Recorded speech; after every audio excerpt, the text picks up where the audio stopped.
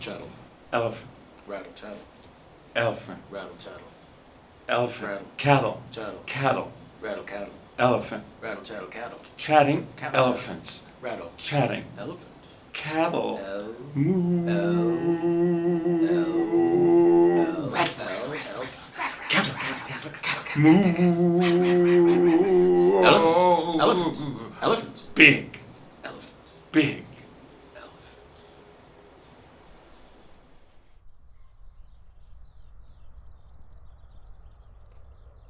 This is an anagram, which means the letters are mixed up. This is Art Lande, if you ARTLANDE.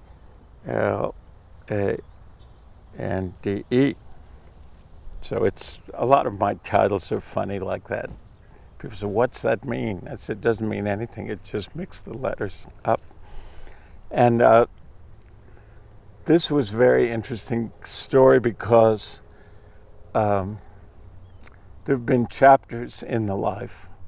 So this early chapter, my first wife was my first girlfriend from even before high school. And then we married and moved to San Francisco, which we didn't know anything about San Francisco. And then at a certain point, she looked at me. We'd been married about 4 years. And she said, "I don't even know the world without you. I need to understand myself and my life without you in it. So I'm leaving. You're great, and this has been great." So and she went off into her other chapter. And then Steve Swallow and Elliot Zygmunt, who was the bass player and drummer I was playing with in a band, I had a band. They both moved to New York. Steve to play with Gary Burton and Pat Metheny and all those guys, and Elliot to play with Bill Evans. So here I am, I have no partner, I have no band. And I say, well, I've never even been out of America, I'm gonna go to Europe. So I got some train pass and I put a backpack on my back and went and took this plane that actually went to Iceland and then Luxembourg. It was on Icelandic Airways. Across from me on the plane is this guy who I ended up being friends with, Jörg Solothurnmann. And Jörg had a radio show of Swiss radio, national show, where he presented artists. So he's sitting across from me on the plane with a saxophone and all these records. And we began talking and we made friends. And then he said, well, I'm going to stay at this farmhouse near Lausanne and go to the jazz festival at Montreux. Do you want to come and sleep in this barn? And so we went, we spent the whole week together. We went to all the concerts at my friend Manfred Wrench's farm. And then he said, well, he heard me play at the farm. He said, you play great, I'll present you at Swiss radio. So I played a solo concert, which Manfred Eicher heard. ECM was still very young. And then a phone call comes to the farm. Is Art Lande there? He had called Jörg about where is Art Lande stay that you presented. And he said, you want to make a record for ECM? I mean, I don't know anything, I say, okay. So I took a train to Munich, and we had a meeting, and I played some of my music for him, and he said, I want to record these pieces. I said, well, can I bring any of my friends out from California? He said, no, I don't want to do that.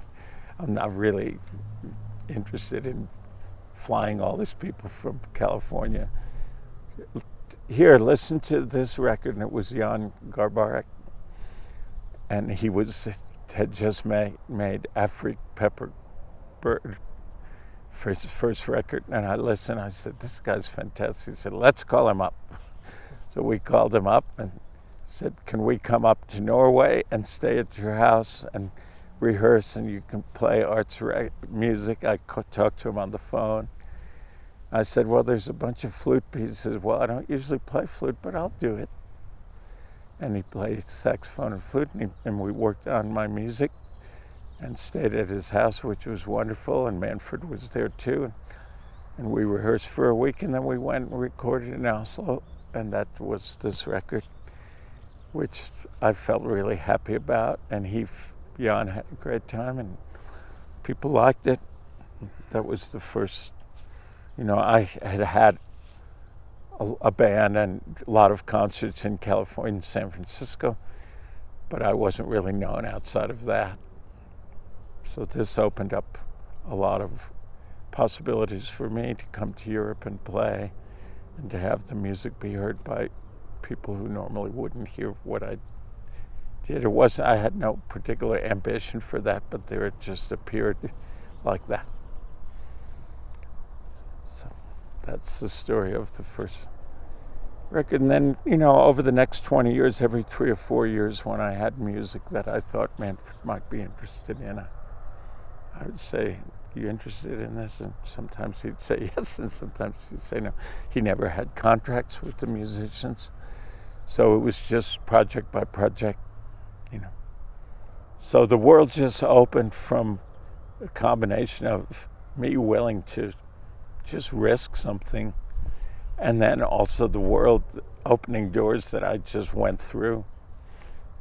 But I call it jazz life, which means you listen, because the music's the same way. If you listen today, you'll hear somebody play something, we say, okay, let's go that way. That seems maybe interesting. We don't know what it is. He's playing at a different speed than me and in a different key, but let's try that. Let's see how it sounds. So you go through the door, and then you have an adventure. And that's kind of how the life has worked at all points.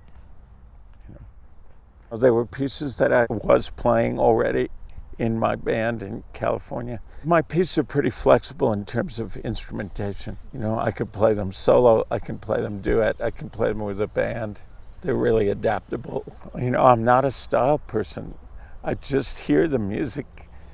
I don't know.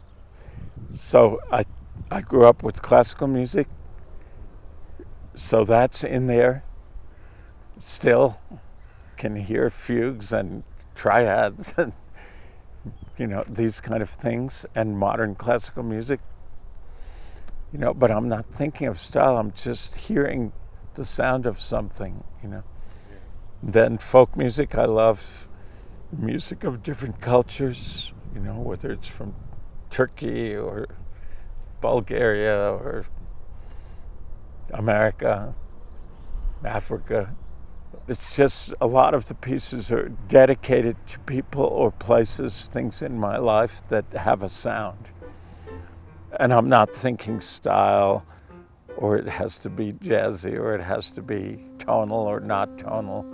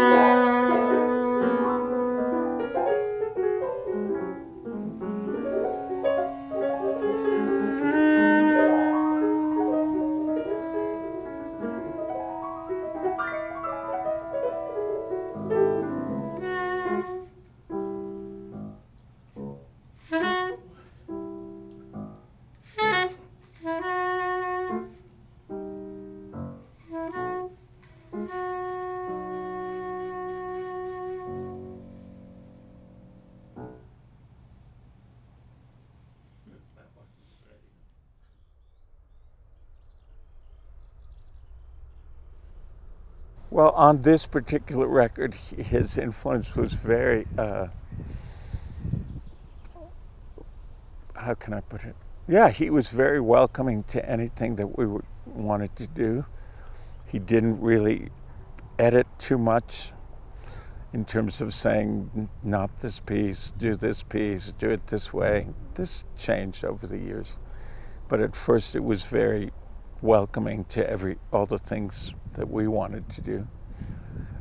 So he was just supportive and happy and excited about the music and helpful. The other part for him that's important, which I learned from him, is this music he wants it to be listened to in 400 years. So it's different than a live concert where you're, maybe certain overt emotions and excitement and all these things come into play because of the interaction in the room. Here you're in the room playing for no one, just yourself and him and the engineer, right? So how do you do that? Well, he encouraged, you don't have to emote so strong, just play the piece, relax. If the content of the music is good, it will communicate for a long time, not like try to send so much energy like you would at a concert. And that was helpful to me, to learn to relax and just let the music play. Less me, more it, which I already was starting to realize. I was pretty young still. I was, 26? But what it's come to is realize the music plays. It's not even mine. Let the music play, get out of the way, and then it will communicate perfectly well. It's not about an emotional release of you. It's not about controlling that, but realizing that the music includes in it all what's needed. So the way of touching the piano, to be more gentle, to let the piano play, in other words, rather than me. Let the instrument sing, let the music play, let the piece play, like your friends make music with you. This thing of allowing it, not so much about emoting, power, control, energy, but things that last longer than that, true content, beingness. He didn't say quite those things, but I got a message about that, which really was helpful in terms of my path especially in recording, understanding the difference between recording and live performance. So here's what matters to me: honesty and depth. So be who you are. Tell what you really have to say. Play the things that you really hear, that your body wants, that your spirit wants, that your mind wants, that your creativity shows you. So have the courage to listen, first of all. That listening is the key. I listen and then I hear the music to play, and then do I have the courage to play that, even though I won't execute it perfectly what I'm hearing, at least to make the attempt to share what I'm hearing, which to me is not even mine. It's the stream of music that's flowing through all of us. It's just music playing. So now I would hear, if I'm sitting at the piano, I will play that. And then, so for the musicians to listen, which means breathe, learn how to be quiet, to hear your phrase, and then to do your best to play it, and then to listen again. What's the result? To receive it, and then breathe, and then continue. Let the story of the music unfold. Once you start something, then it rolls down the hill if you let it.